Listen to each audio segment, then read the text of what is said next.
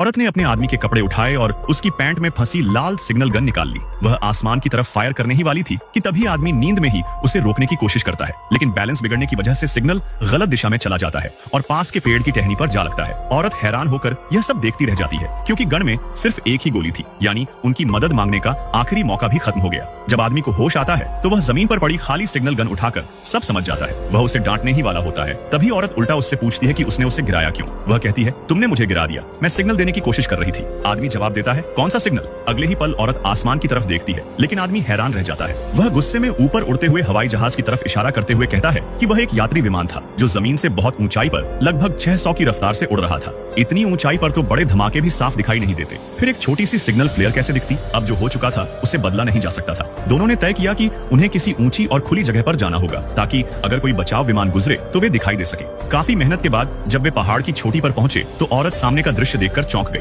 उसने तुरंत बैग से दूरबीन निकाली और नीचे देखने लगी। तभी आदमी ने भी दूरबीन लेकर नीचे देखा और उसे एक बोट दिखाई दी। यह देखकर दोनों खुश हो गए। वे पहाड़ी से उतरकर उस छोटे से बोट के सहारे आगे बढ़ने लगे। थोड़ी दूर जाने के बाद आदमी ने फिर से दूरबीन से देखा, लेकिन जो उसने देखा उससे वह बहुत डर गया। उसने तुरंत औरत को रोका, जो जोर जोर से मदद के लिए चिल्ला रही थी, और उसे लेकर वहां से भागने लगा। उनकी आवाज सुनकर समुद्री डाकू सतर्क हो गए और अपनी मोटर बोट लेकर उनका पीछा करने लगे। आदमी ने पूरी ताकत से नाव चलाने की कोशिश की, लेकिन आधुनिक बोट की रफ्तार के सामने वह टिक नहीं पाया। पीछा करते हुए डाकुओं ने उन पर गोलियां चलानी शुरू कर दी। मजबूरी में दोनों को नाव छोड़कर पानी में कूदना पड़ा और तैरकर किनारे की ओर भागे। किनारे पर पहुंचकर उन्होंने जंगल के रास्तों का फायदा उठाया और किसी तरह डाकुओं से पीछा छुड़ाने में सफल हो गए। किस्मत से उन्हें वहां द्वितीय विश्व युद्ध के समय का एक गिरा हुआ लड़ाकू विमान मिला, जिसके तैरने वाले हिस्से भी पास में पड़े थे। उन्होंने जोखिम उठाते हुए इन फ्लोट्स को किनारे तक खींच कर ले आए। अब अगर वे इन फ्लोट्स को उस विमान में लगा दें जिसका लैंडिंग गियर खराब हो चुका था, तो वे आसानी से वहां से निकल सकते थे। आदमी एक बड़ा लकड़ी का डंडा उठाकर लाता है, फिर वह दो लगभग बराबर मोटाई वाले लकड़ी के तनों को रस्सी से बांधकर उन्हें क्रॉस के आकार में खड़ा करता है और विमान के पंखों के दोनों ओर मजबूती से फिट कर देता है। दूसरी तरफ औरत रस्सी का एक सिरा पंख के किनारे से बांधती है, जबकि आदमी